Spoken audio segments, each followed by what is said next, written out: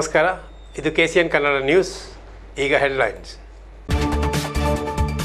ರಾಜ್ಯದ ಭೂರಹಿತರೆಲ್ಲರಿಗೂ ಮುಂದಿನ ದಿನಗಳಲ್ಲಿ ಸ್ಥಳ ನೀಡುವ ಯೋಜನೆಗೆ ಶೀಘ್ರದಲ್ಲೇ ಚಾಲನೆ. ಕಾಸರಗೋಡಿನಲ್ಲಿ ಭೂರಹಿತ ಕುಟುಂಬಗಳಿಗೆ ಹಕ್ಕುಪತ್ರ ವಿತರಣಾ ಮೇಳ ಉದ್ಘಾಟಿಸಿ ಕಂದಾಯ ಸಚಿವ ಇ ಚಂದ್ರಶೇಖರನ್ ಸ್ಪಷ್ಟನೆ.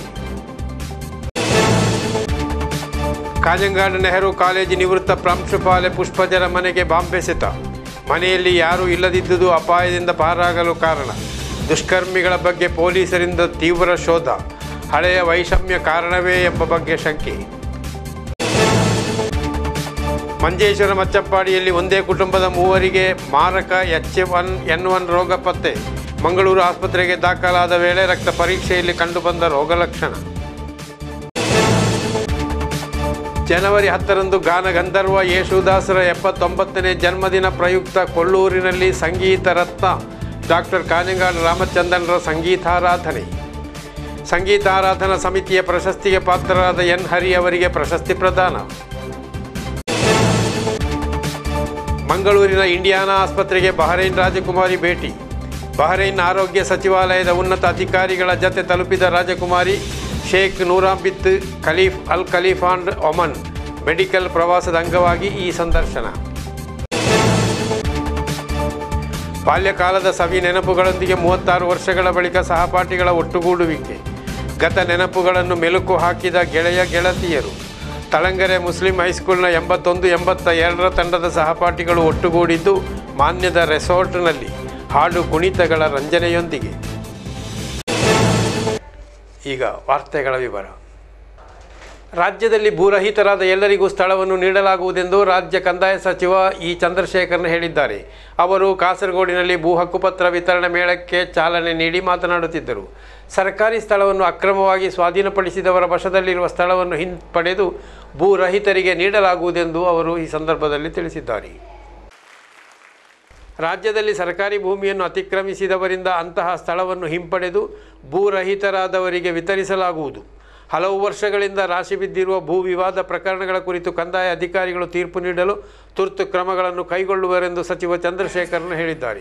നിലവിലുള്ള നിയമങ്ങളും ചട്ടങ്ങളും ജനങ്ങൾക്ക് വേണ്ടി ന്യായമായ വിധത്തിൽ അതിനെ വ്യാഖ്യാനിക്കാനും അതിൻ്റെ അടിസ്ഥാനത്തിൽ തീരുമാനമെടുക്കാനും നിശ്ചയിച്ചാൽ തീർച്ചയായും നമുക്ക് സർക്കാരിൻ്റെ കാഴ്ചപ്പാടിൻ്റെ അടിസ്ഥാനത്തിൽ കാര്യങ്ങളിൽ ഒരു വ്യക്തത വരുത്താൻ കഴിയും. ഈ സർക്കാരിൻ്റെ സമീപനം, സർക്കാരിൻ്റെ നയം ഭൂരഹിതരായ മുഴുവൻ ആളുകൾക്കും ഭൂമി കൊടുക്കുക എന്നതാണ്. കൈവശമിരിക്കുന്ന ഭൂമിയുടെ രേഖ ലഭ്യമാക്കുക എന്നതാണ്. വില്ലേജ് ഓഫീസർമാർ ഉൾപ്പെടെയുള്ളവർക്ക് ഇപ്പോൾ സുവമോട്ടോ കേസെടുക്കുന്നതിന് ആവശ്യമായ നടപടികൾ സ്വീകരിക്കാൻ കഴിയും. അതൊക്കെ സ്വീകരിച്ചുകൊണ്ട് കൈവശമിരിക്കുന്നവരെ ഉടമസ്ഥരാക്കി മാറ്റാൻ, ജന്മിത്വം അവസാനിച്ച നാട്ടിൽ ഇനി ജന്മിയെക്കുറിച്ച് അന്വേഷിച്ച് നടക്കാതിരിക്കാൻ ആവശ്യമായ സമീപനവും കാഴ്ചപ്പാടും നമ്മുടെ ഉദ്യോഗസ്ഥ വിഭാഗത്തിനകത്ത് ഉണ്ടായാൽ തീർച്ചയായും നമുക്ക് ആ പ്രശ്നത്തിന് പരിഹാരം ഉണ്ടാക്കാൻ കഴിയും. ಕಾಸರಗೋಡು ಜಿಲ್ಲೆಯಲ್ಲಿ 1 ತಿಂಗಳೊಳಗೆ ಕಡತಗಳಲ್ಲಿಯೇ ಉಳಿದಿರುವ ಎಲ್ಲ ಪ್ರಕರಣಗಳಿಗೆ ಕೂಡಲೇ ತೀರ್ಪು ನೀಡಲಾಗುವುದು ಎಂದು ಅವರು ಈ ಸಂದರ್ಭದಲ್ಲಿ ಒತ್ತಿ ಹೇಳಿದರು. ಭೂ ಹಕ್ಕುಪತ್ರ ವಿತರಣೆ ಮೇಳದಲ್ಲಿ 2067 ಕುಟುಂಬಗಳವರು ಸಚಿವರಿಂದ ಹಕ್ಕುಪತ್ರಗಳನ್ನು ಪಡೆದುಕೊಂಡರು.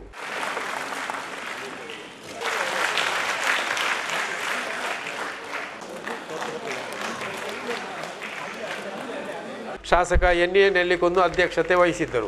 ಜಿಲ್ಲಾ ಪಂಚಾಯತ್ ಅಧ್ಯಕ್ಷ AGC ಬಶೀರ್, ನಗರಸಭಾ ಅಧ್ಯಕ್ಷ B ಫಾತಿಮಾ ಇಬ್ರಾಹಿಂ, ಜಿಲ್ಲಾಧಿಕಾರಿ ಡಾಕ್ಟರ್ D ಸಜಿತ್ ಬಾಬು ಮುಂತಾದವರು ಕಾರ್ಯಕ್ರಮದಲ್ಲಿ ಉಪಸ್ಥಿತರಿದ್ದರು.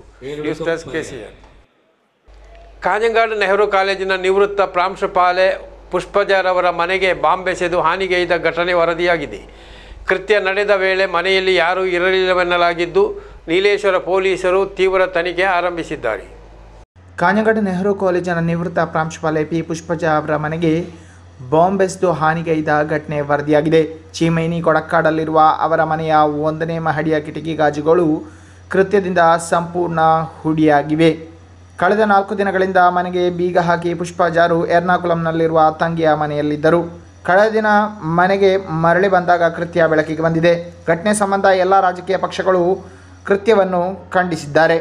ശ്രീമതി പുഷ്പജ ടീച്ചർ സ്തുത്യർഹമായ സേവനത്തിന് ശേഷം നെഹ്റു കോളേജിൽ നിന്നും പിരിഞ്ഞു വരുന്ന സമയത്ത് അത് ആഘോഷമാക്കി പടക്കം പൊട്ടിച്ച് ആ ടീച്ചറെ വേദനിപ്പിക്കുന്ന രൂപത്തിൽ യാത്ര അയപ്പിച്ച വിഭാഗമാണ് SFI.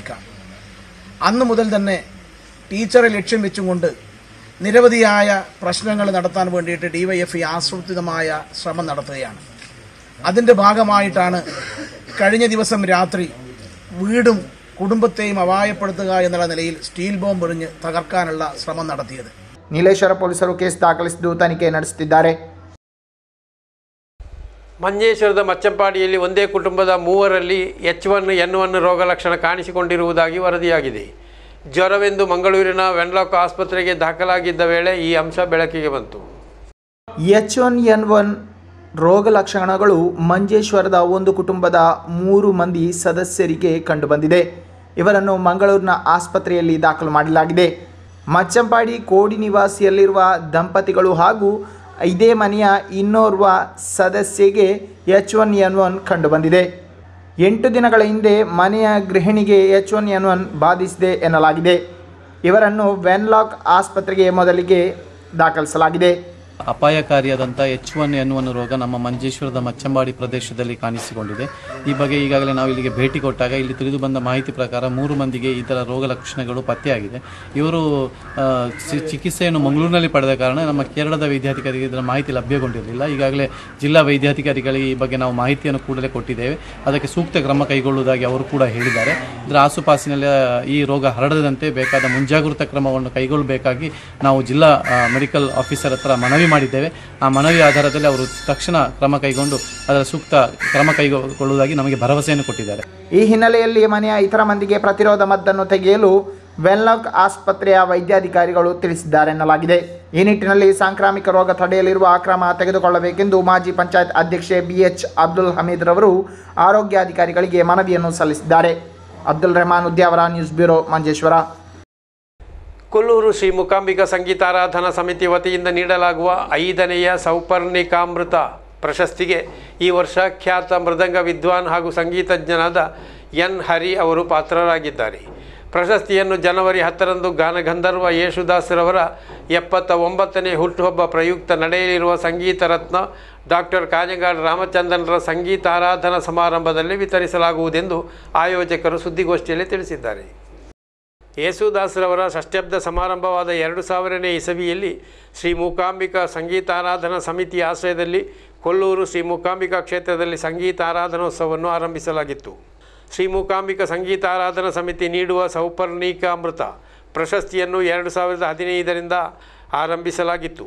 ಪ್ರಶಸ್ತಿಯು 10,001 ರೂಪಾಯಿ ನಗದು ಪಾಲಕ ಪ್ರಶಸ್ತಿ ಪತ್ರಗಳನ್ನು ಒಳಗೊಂಡಿದೆ ಎಂದು ಸಂಘಟಕರು ಸುದ್ದಿಗೋಷ್ಠಿಯಲ್ಲಿ ತಿಳಿಸಿದ್ದಾರೆ.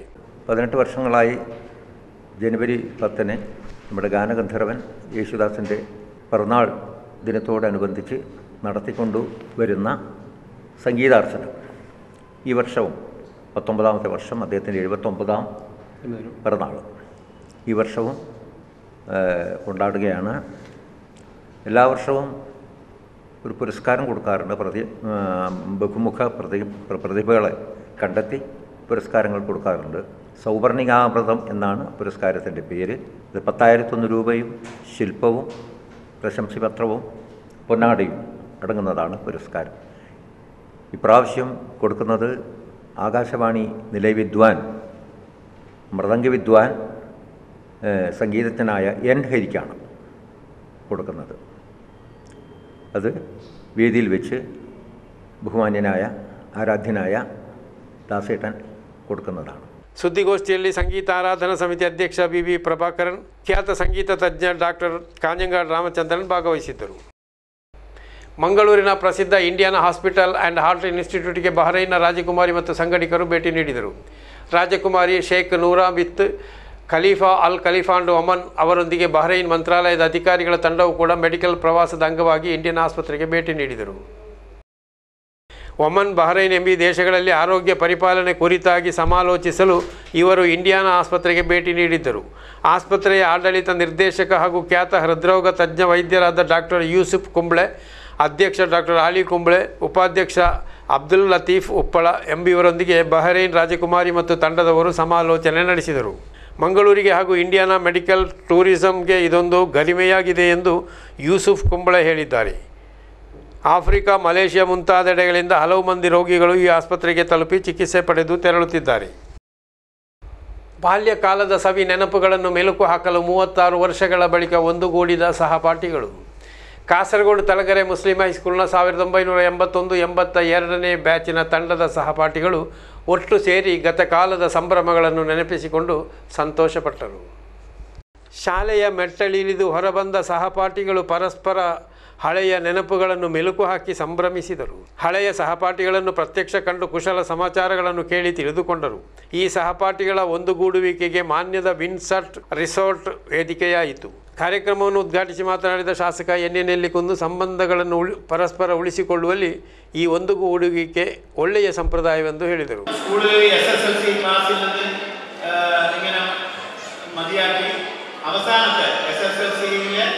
അവസാനത്തെ ക്ലാസ്സിൽ പങ്കെടുത്തതിന് ശേഷം നിങ്ങൾ എന്താണ് ചെയ്യുക? അന്ന് വൈകുന്നേരം എല്ലാ നിങ്ങളുടെ സഹപാഠികൾക്കും നിങ്ങളുടെ ഓട്ടോഗ്രാഫ് കൊടുക്കും. എല്ലാ അധ്യാപകന്മാർക്കും നിങ്ങളുടെ ഓട്ടോഗ്രാഫ് കൊടുക്കും. ഒരുപക്ഷെ ആ ഓട്ടോഗ്രാഫിൽ എഴുതിയതിന് ശേഷം ആദ്യമായിട്ടായിരിക്കാം നിങ്ങളുടെ കൂടെ പിടിച്ച ഒരാളോട് നിങ്ങൾക്ക് ചിരിക്കാനുള്ള അവസരം കിട്ടിയിട്ടില്ല. അപ്പോൾ അന്ന് നമ്മളെല്ലാവരും ഓട്ടോഗ്രാഫിൽ എഴുതിയത് വെറുതെ ആയില്ല, ഭൂമി ഉരുണ്ടതാണ് എന്ന് നമുക്കിപ്പോൾ ഇവിടെ വന്നപ്പോൾ മനസ്സിലായി. ഭൂമി നമുക്ക് വീണ്ടും കണ്ടുമുട്ടാനുള്ള അവസരം ഒരിക്കലും ലഭിക്കുമായിരുന്നു. ಕಾರ್ಯಕ್ರಮದಲ್ಲಿ ಶುಕೂರ್ ಕೋಳಿಕರ್ ಅಧ್ಯಕ್ಷತೆ ವಹಿಸಿದ್ದರು. ಲುಕ್ಮಾನುಲ್ ಹಕೀಂ ಸಂದೇಶಗಳನ್ನು ವಾಚಿಸಿದರು. ಪ್ರಸ್ತುತ ತಾನೂರು ನಗರಸಭೆಯ ಸದಸ್ಯ ಅಶ್ರಫ್ ತಾನೂರು ಮುಖ್ಯ ಅತಿಥಿಯಾಗಿ ಭಾಗವಹಿಸಿದ್ದರು. ಗತಿಸಿ ಹೋದ ಸಹಪಾಠಿಗಳನ್ನು ನೆನಪಿಸುವ ಮೂಲಕ ಕಾರ್ಯಕ್ರಮಕ್ಕೆ ಭಾವನಾತ್ಮಕ ಚಾಲನೆ ದೊರೆಯಿತು. ಅಬ್ದುಲ್ ಹಕೀಂ ಹನೀಫಾ ಕಿರಾತ್ ನಡೆಸಿದರು.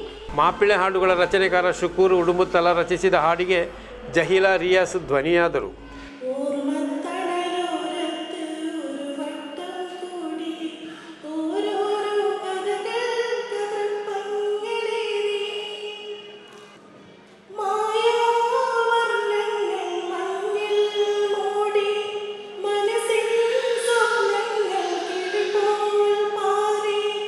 ಹಾಶಿಂ ಸೇಠ್ ಮತ್ತು ಬಳಗದವರಿಂದ ಒಪ್ಪನ ಮನಸೆಳೆಯಿತು. ಶ್ರೀಲಕ್ಷ್ಮೀ ಫ್ರೇಮನ್ ಮಲಯಾಳ ಕವನಗಳನ್ನು ಹಾಡಿದರು. ಕೊಲ್ಲಿಯಲ್ಲಿ ಉದ್ಯಮಿಗಳಾಗಿರುವ ಮೊಯ್ದೀನುದ್ದೀನ್ ಕೆಕೆಪುರಂ, ಮಜೀದ್ ಕೋಳಿಯಾಡ್ ಬಹುಮಾನಗಳನ್ನು ವಿತರಿಸಿದರು. PK ಸತ್ತಾರ್ ಸ್ವಾಗತಿಸಿ ಶಾಪಿ ತಿರುವತ್ತು ಕೊನೆಗೆ ವಂದಿಸಿದರು. News desk KCN. ಕೇಂದ್ರ ಸರ್ಕಾರದ ಧೋರಣೆಗಳ ವಿರುದ್ಧ 8-9ರಂದು ನಡೆಯಲಿರುವ ರಾಷ್ಟ್ರವ್ಯಾಪಿ ಮುಷ್ಕರದ ಮುನ್ನುಡಿಯಾಗಿ ಸೋಮವಾರ ಜಿಲ್ಲಾಧಿಕಾರಿ ಕಚೇರಿ ಮುಂದೆ ಸೆಟೋ ವತಿಯಿಂದ ಮತ ಪ್ರದರ್ಶನ ನಡೆಯಿತು. ಅಧ್ಯಾಪಕರು ಮತ್ತು ಸರ್ಕಾರಿ ನೌಕರರು ಭಾಗವಹಿಸಿದ್ದ ಮೆರವಣಿಗೆಗೆ NGO ಅಸೋಸಿಯೇಷನ್ ಸ್ಟೇಟ್ ಸೆಕ್ರೆಟರಿಯೇಟ್ ಸದಸ್ಯ ವಿ ದಾಮೋದರನ್ ಚಾಲನೆ ನೀಡಿದರು.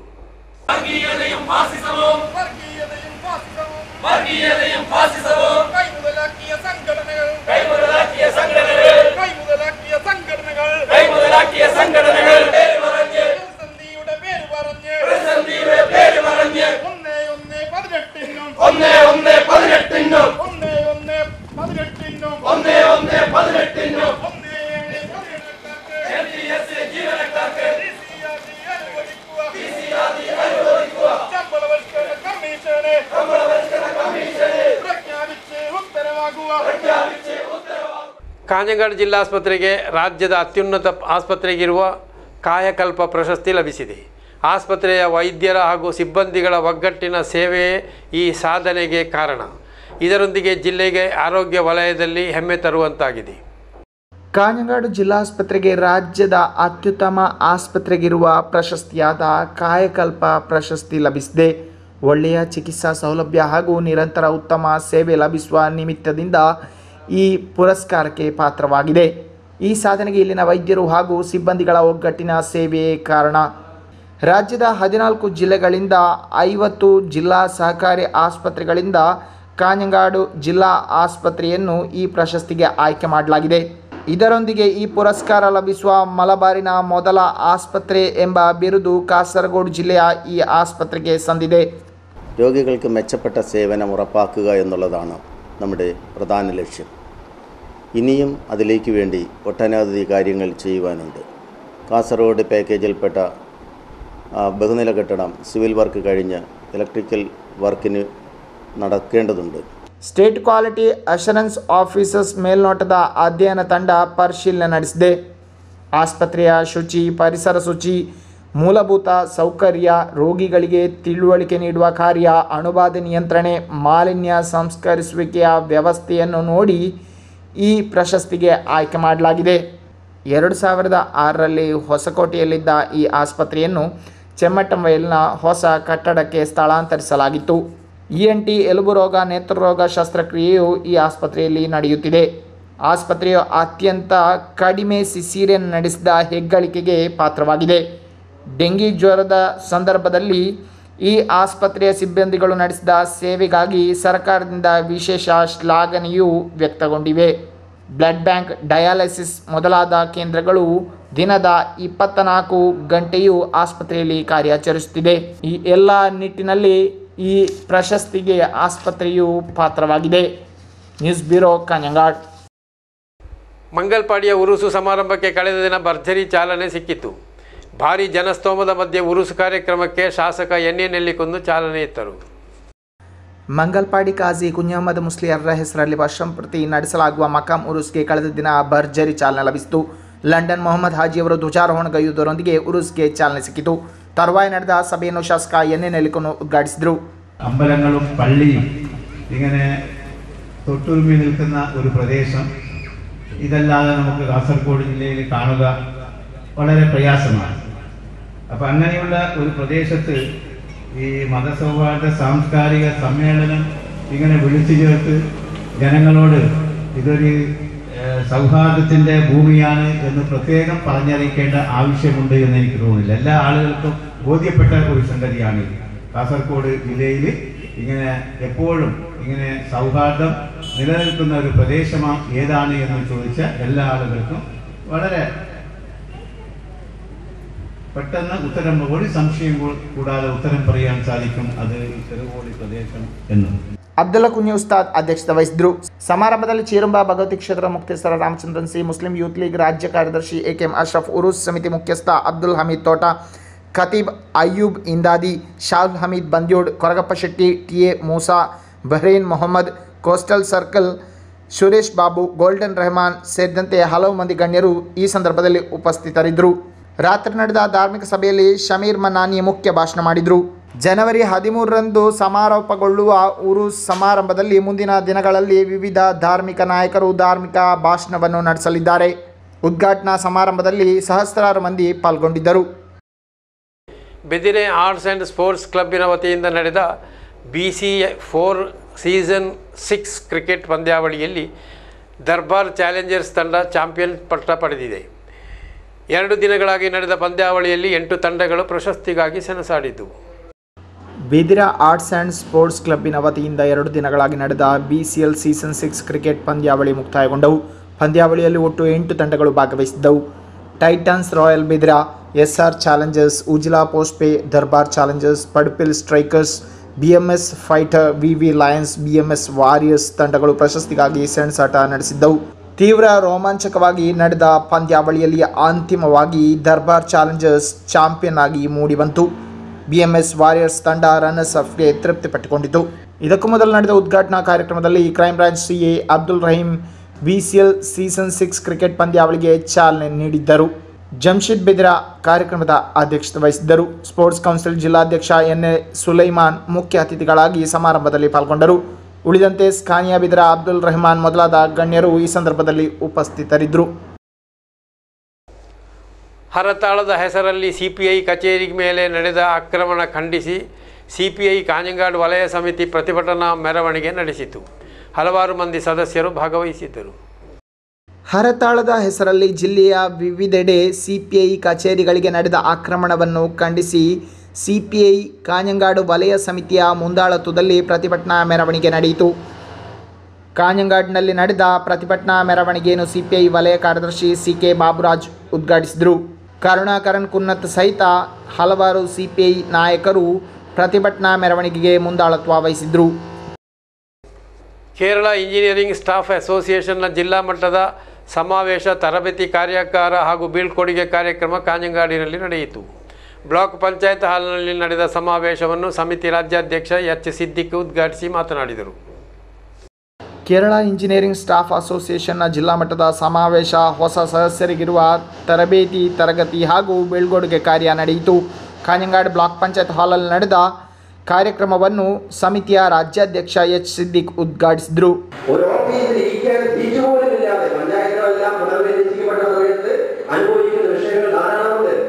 ഇന്ന് പഞ്ചായത്തിലെ ജോലിക്കാര് ഒരു കംപ്ലീഷൻ സർട്ടിഫിക്കറ്റ് അല്ലെങ്കിൽ ബിൽഡിങ്ങിന്റെ പദവിക്ക് കൊടുക്കുന്നതിന് മുമ്പ് കിട്ടിയിട്ട് വരുന്ന അവസ്ഥ വരെ ഒരു ജീവനക്കാരൻ അനുഭവിക്കുന്നുണ്ട്. ചെരുപ്പുമാലയിട്ട് കൊണ്ടുപോകുന്ന അവസ്ഥ വരെ ജീവനക്കാരൻ അനുഭവിക്കുന്നുണ്ട്. അപ്പൊ ഇവിടെയെല്ലാം ഒരു ജീവനക്കാരൻ ഒറ്റയ്ക്ക് നേരിടുന്നതിനേക്കാൾ എളുപ്പമാണ് സംഘടിതമായി നേരിടാൻ. ಸಮಿತಿ ಜಿಲ್ಲಾಧ್ಯಕ್ಷ ಟಿ ಮಧುಸೂದನ್ ಅಧ್ಯಕ್ಷತೆ ವಹಿಸಿದರು. AK Saji, A Arun Kishore, Jophy Thomas, MT Vinod Kumar, B Jayaraj ಮೊದಲಾದವರು ಮಾತನಾಡಿದರು. ಪಿಕೆ ನಾರಾಯಣ ಸ್ವಾಗತ ಕಾರ್ಯನಿರ್ವಹಿಸಿದರೆ ಪಿ ಸುಕುಮಾರ್ ಧನ್ಯವಾದ ಅರ್ಪಿಸಿದರು. ತರುವಾಯ ನಡೆದ ತರಬೇತಿ ತರಗತಿಯನ್ನು PWD executive engineer K Vinayaraj ಹಾಗೂ NP ಸೋಜನ್ ನಡೆಸಿಕೊಟ್ಟರು. ಈಗ ಮತ್ತೊಮ್ಮೆ ವಾರ್ತೆಗಳ ಮುಖ್ಯಾಂಶಗಳು. ರಾಜ್ಯದ ಭೂರಹಿತರೆಲ್ಲರಿಗೂ ಮುಂದಿನ ದಿನಗಳಲ್ಲಿ ಸ್ಥಳ ನೀಡುವ ಯೋಜನೆಗೆ ಶೀಘ್ರದಲ್ಲೇ ಚಾಲನೆ. ಕಾಸರಗೋಡಿನಲ್ಲಿ ಭೂರಹಿತ ಕುಟುಂಬಗಳಿಗೆ ಹಕ್ಕುಪತ್ರ ವಿತರಣಾ ಮೇಳ ಉದ್ಘಾಟಿಸಿ ಕಂದಾಯ ಸಚಿವ ಇ ಚಂದ್ರಶೇಖರನ್ ಸ್ಪಷ್ಟನೆ. ಕಾಜಂಗಾಡು ನೆಹರು ಕಾಲೇಜು ನಿವೃತ್ತ ಪ್ರಾಂಶುಪಾಲೆ ಪುಷ್ಪಜರ ಮನೆಗೆ ಬಾಂಬ್ ಎಸೆತ. ಮನೆಯಲ್ಲಿ ಯಾರೂ ಇಲ್ಲದಿದ್ದುದು ಅಪಾಯದಿಂದ ಪಾರಾಗಲು ಕಾರಣ. ದುಷ್ಕರ್ಮಿಗಳ ಬಗ್ಗೆ ಪೊಲೀಸರಿಂದ ತೀವ್ರ ಶೋಧ. ಹಳೆಯ ವೈಷಮ್ಯ ಕಾರಣವೇ ಎಂಬ ಬಗ್ಗೆ ಶಂಕೆ. ಮಂಜೇಶ್ವರ ಮಚ್ಚಪ್ಪಾಡಿಯಲ್ಲಿ ಒಂದೇ ಕುಟುಂಬದ 3 ಮಾರಕ H1N1 ರೋಗ ಪತ್ತೆ. ಮಂಗಳೂರು ಆಸ್ಪತ್ರೆಗೆ ದಾಖಲಾದ ವೇಳೆ ರಕ್ತ ಪರೀಕ್ಷೆಯಲ್ಲಿ ಕಂಡುಬಂದ ರೋಗ ಲಕ್ಷಣ. ಜನವರಿ 10ರಂದು ಗಾನ ಗಂಧರ್ವ ಯೇಸುದಾಸರ 79ನೇ ಜನ್ಮದಿನ ಪ್ರಯುಕ್ತ ಕೊಳ್ಳೂರಿನಲ್ಲಿ ಸಂಗೀತ ರತ್ನ ಡಾಕ್ಟರ್ ಕಾಜಂಗಾಡು ರಾಮಚಂದ್ರನ್ರ ಸಂಗೀತಾರಾಧನೆ. ಸಂಗೀತಾರಾಧನಾ ಸಮಿತಿಯ ಪ್ರಶಸ್ತಿಗೆ ಪಾತ್ರರಾದ ಎನ್ ಹರಿ ಅವರಿಗೆ ಪ್ರಶಸ್ತಿ ಪ್ರದಾನ. ಮಂಗಳೂರಿನ ಇಂಡಿಯಾನಾ ಆಸ್ಪತ್ರೆಗೆ ಬಹರೈನ್ ರಾಜಕುಮಾರಿ ಭೇಟಿ. ಬಹರೈನ್ ಆರೋಗ್ಯ ಸಚಿವಾಲಯದ ಉನ್ನತ ಅಧಿಕಾರಿಗಳ ಜತೆ ತಲುಪಿದ ರಾಜಕುಮಾರಿ ಶೇಖ್ ನೂರಾಂಬಿತ್ ಖಲೀಫ್ ಅಲ್ ಖಲೀಫಾಂಡ್ ಒಮನ್ ಮೆಡಿಕಲ್ ಪ್ರವಾಸದ ಅಂಗವಾಗಿ ಈ ಸಂದರ್ಶನ. ಬಾಲ್ಯಕಾಲದ ಸವಿ ನೆನಪುಗಳೊಂದಿಗೆ 36 ವರ್ಷಗಳ ಬಳಿಕ ಸಹಪಾಠಿಗಳ ಒಟ್ಟುಗೂಡುವಿಕೆ. ಗತ ನೆನಪುಗಳನ್ನು ಮೆಲುಕು ಹಾಕಿದ ಗೆಳೆಯ ಗೆಳತಿಯರು. ತಳಂಗೆರೆ ಮುಸ್ಲಿಂ ಹೈಸ್ಕೂಲ್ನ 81-82ರ ತಂಡದ ಸಹಪಾಠಿಗಳು ಒಟ್ಟುಗೂಡಿದ್ದು ಮಾನ್ಯದ ರೆಸಾರ್ಟ್ನಲ್ಲಿ ಹಾಡು ಕುಣಿತಗಳ ರಂಜನೆಯೊಂದಿಗೆ. ಇಲ್ಲಿಗೆ ಈ ವಾರ್ತಾ ಸಂಚಿಕೆ ಮುಕ್ತಾಯವಾಯಿತು. ವಂದನೆಗಳು.